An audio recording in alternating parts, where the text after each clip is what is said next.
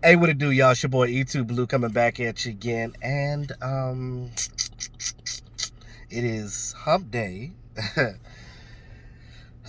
Told you guys, there's the 28-hour, 48-hour window, whatever, about talking about your team that you played the previous week, whether it's a win or loss, whatever. But I do want to say one more thing before I move on to this week.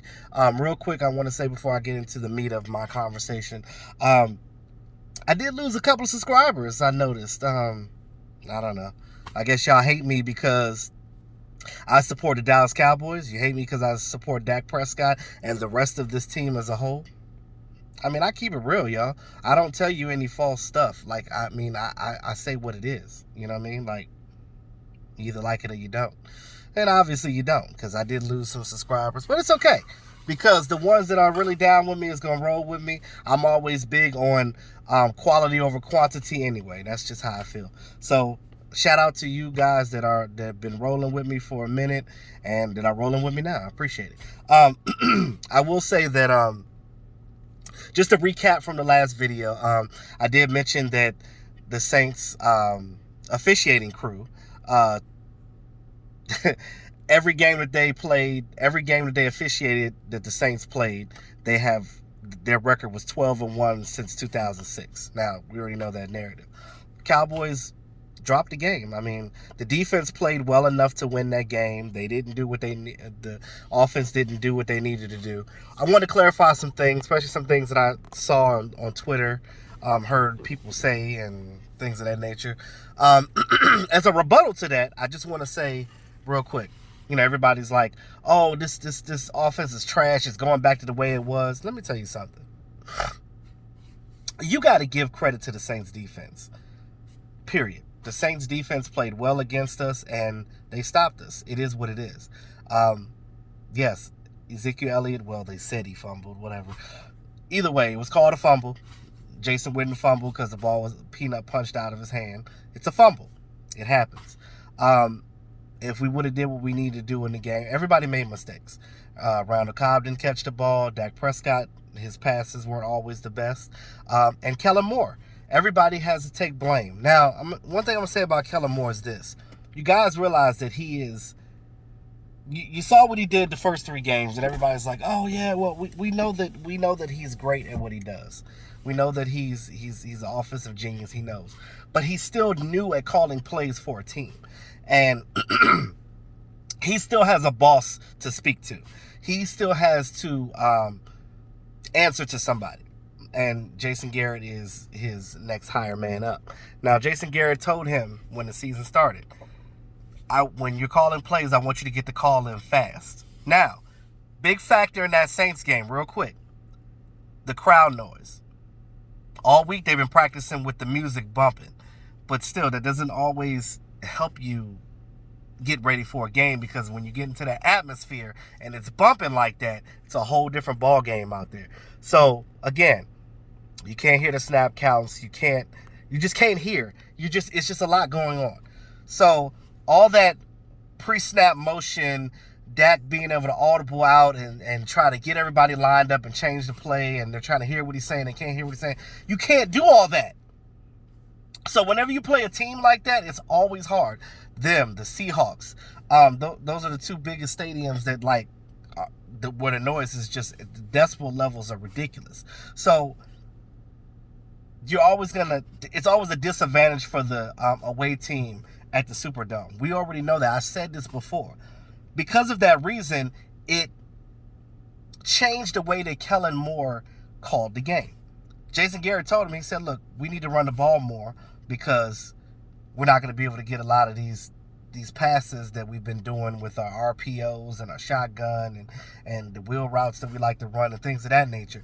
They can't do these things because, again, a lot of that, they use their pre-snap motions and they move personnel around. They do different things pre-snap that you can't do when it's a lot of noise going on, because it's a lot of confusion. It's a lot of confusion. And you don't want a lot of false starts either. So Kellen Moore really played it safe in his play calling in this game. Again, he's a young guy. He's only been a coordinator for 4 weeks. He's new to the job. He's still learning. He's going to get better. You know what I mean? He's human. He makes mistakes just like everybody else in this world. Hell, there's coordinators out here that been coordinators for years that ain't as good as what Kellen Moore could potentially be. I'm just saying. You got to start somewhere. You got to give a guy a chance. Things happen. You're going to lose games here and there. That's the NFL. Everybody gets paid. I don't know how else I can say it. Just people saying that this team is sucking and going back. It's just ridiculous what some of these fans say. I don't even know if they're fans, but it's ridiculous. But whatever. I'm off my soapbox on that. That's just all I wanted to say. Kellen Moore will learn. He will get better. He will learn from this. He will get better, just like the players do. Sometimes you got to get kicked in the mouth to realize that, hey, I ain't as good as I thought I am, or let me not be too cocky and sit back and play my game the right way. Now, to what I wanted to say. Cowboys made some moves this week, not only with the offensive line, but they did sign, well, first of all, if you didn't know, Kayvon Frazier, he tore his pectoral muscle, so he is now on IR, so he's not playing for the rest of the season. That spot on the 53-man roster, Cowboys promoted wide receiver, Ventrell Bryant. He's an undrafted guy this year. He came from he was undrafted. He was signed to the Cincinnati Bengals.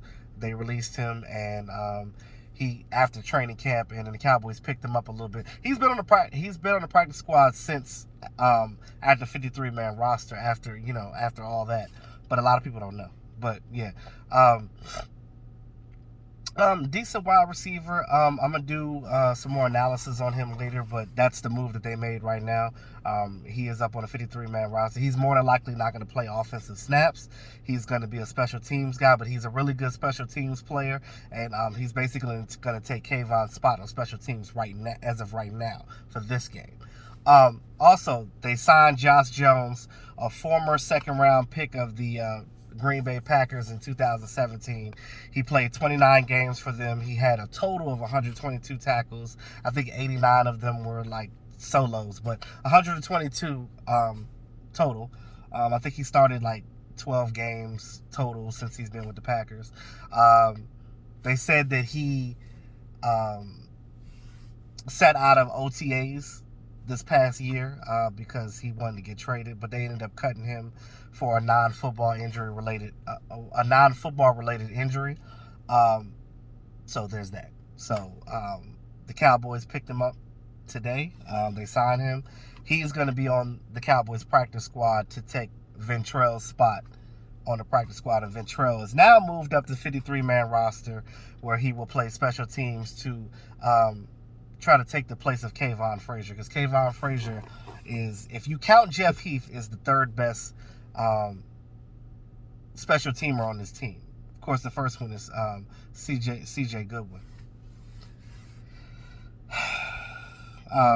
Those are the moves that the Cowboys made. They're also making some moves in practice, that is, with the offensive line. They're trying to pick who they are going to pick to play at certain positions while Tyron Smith is out for the next couple of games, because everybody keeps saying, he's only going to be out like 2 weeks. Well, look, you can't rush an injury like that, especially for a big guy like that. For the smaller players, they can get back on the horse and ride it, because with a high ankle sprain, because they're lighter players. With him being an offensive guy, offensive lineman, and he has the tug and pull and push and dig his feet in the ground to get leverage on these guys. Again, you need your ankle. So for that reason, I don't think they needed to rush it too much. I understand that, it's a season and you want to keep winning and things of that nature. But this is why you have depth on your team, to have guys that can come in and not give you the same production, but give you enough to keep your quarterback upright, and that's the main thing. They were thinking about moving some guys around, like Connor Williams to the right tackle. I don't know how Elia will feel about that, but it was just in practice, so they're just trying to work some things out and play with some things and see what they can do. That's just pretty much what that is. But as of right now, those are the moves made. Like I said, Ventrell Bryant is now on the 53-man roster. You're probably not going to see him making any offensive snaps in the game. I think Michael Gallup might have one more game left to sit out. He'll probably be back for the Jets game. I don't think he's going to play for the Packers, and I don't believe in pushing him out there and causing re-injury. I don't think that you should do that. So I don't think that's a smart thing to do. But that's all I have for right now, guys. Let me know what you think. Thanks again. Shout out to all my subscribers. You guys are amazing. I love you guys. I'm still dealing with this cold, just trying to knock it out with some of this Dayquil and some things of that nature. So with that being said, y'all, it's your boy E2 Blue, always keeping it real. Talk to y'all soon. Y'all have a great hump day.